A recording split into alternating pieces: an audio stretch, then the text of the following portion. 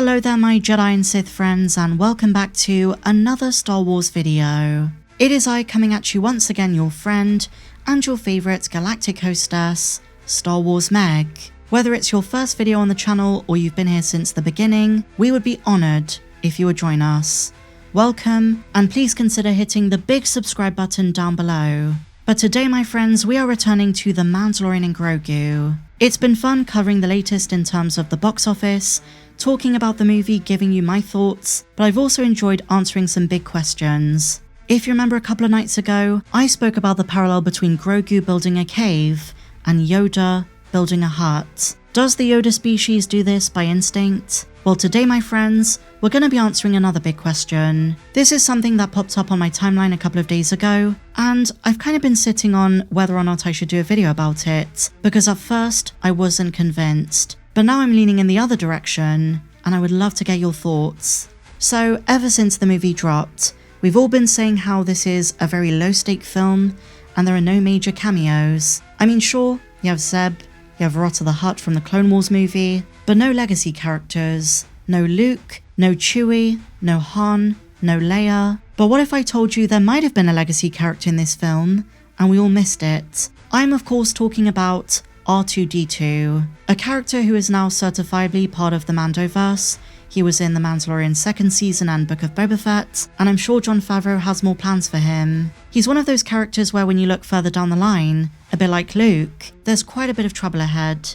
R2-D2 goes through a lot between episodes 6 and 7. By the time of The Force Awakens, he's pretty much dormant. He stood by Luke through thick and thin, gathering artifacts, building his temple, watching it collapse of course, watching Ben Solo become Kylo Ren. But you know what? He's also experienced insane things during the prequel trilogy. One of the most depressing lines from the novelization of Revenge of the Sith is R2 thinking that Anakin doesn't like him anymore. But in The Mandalorian and Grogu, some fans think they spotted him. A keen-eyed Star Wars fan shared a screenshot of a background astromech on a Delphi base. Unlike many of the others who feature in this film, this guy does resemble R2-D2 quite a bit, right down to the blue and white colour scheme. And if you look closely, because he's being lifted out of an X-Wing port, is there a chance Luke is with him? Did they just so happen to rock up to this New Republic outpost during the events of this film? Now, the first time I saw this picture, it wasn't as clear as you're seeing it on your screen, and I kind of just assumed it was a lookalike.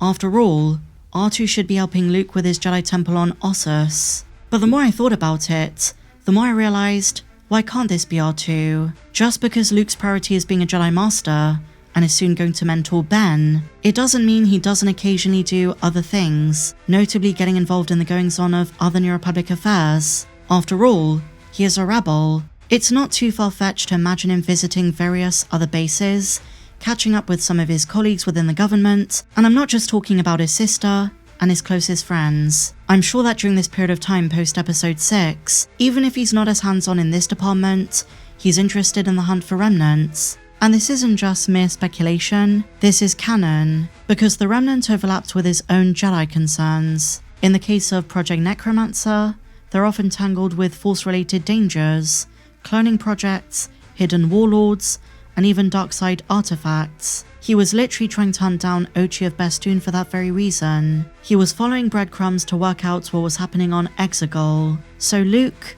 or at least R2-D2 relaying the information back to Luke, would have been curious about threats which overlapped with his interests. But another huge potential reason for Luke to visit a Delphi base is the presence of Grogu, someone he briefly trained before returning him to Din.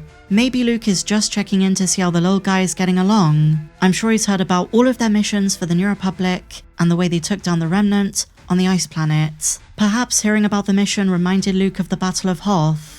But another possibility is that R2 is on a Delphi base all alone, without Luke.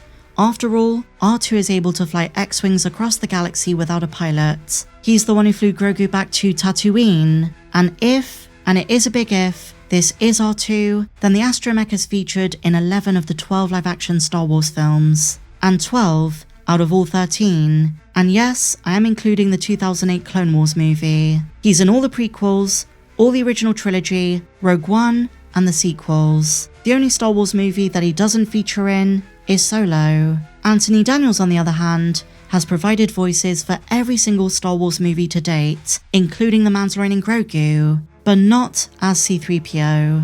But with R2-D2, my friends, we don't often see just how much he goes through post-Battle of Endor.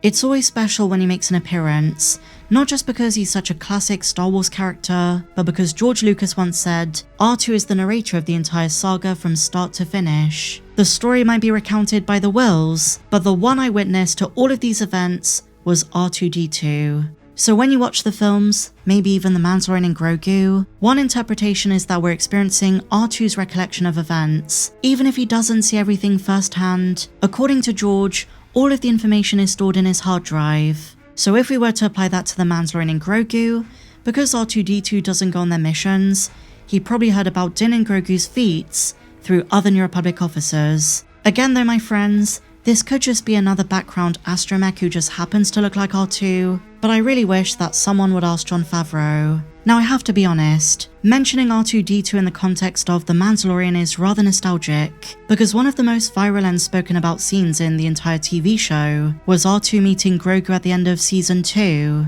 and because he was shaking with happiness, we theorized that maybe back on Coruscant, once upon a time, the two had already met. Others theorized that R2 was reminded of Yoda, and it's not impossible that the two knew each other, because keep in mind that in Revenge of the Sith, only C-3PO's mind was wiped, so R2 remembers everything. By the time of the sequel trilogy, as we see in The Force Awakens, he's been on low power mode for years, following Luke's exile to Ahsoka. At least they had something of an emotional reunion in Episode 8. But in these years of the Mandoverse between episodes 6 and 7, there is so much of R2-D2's canon story that is yet to be established. Jon and Dave have started to do this in Mando and Book of Boba Fett, but I suspect we've not seen the last of him. But there was also recently a rumour of a Tales of the Jedi Season 2 that included Luke. More of Luke's academy post episode 6.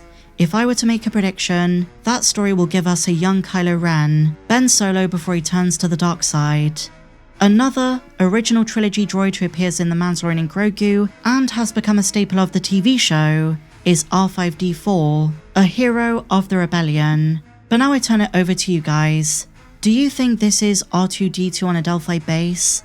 Is this Luke's X-Wing? Is there a chance one or both of them checked in on the New Republic? And do you think we'll ever see Luke again in the Mandoverse? Is it going to be in Ahsoka Season 2?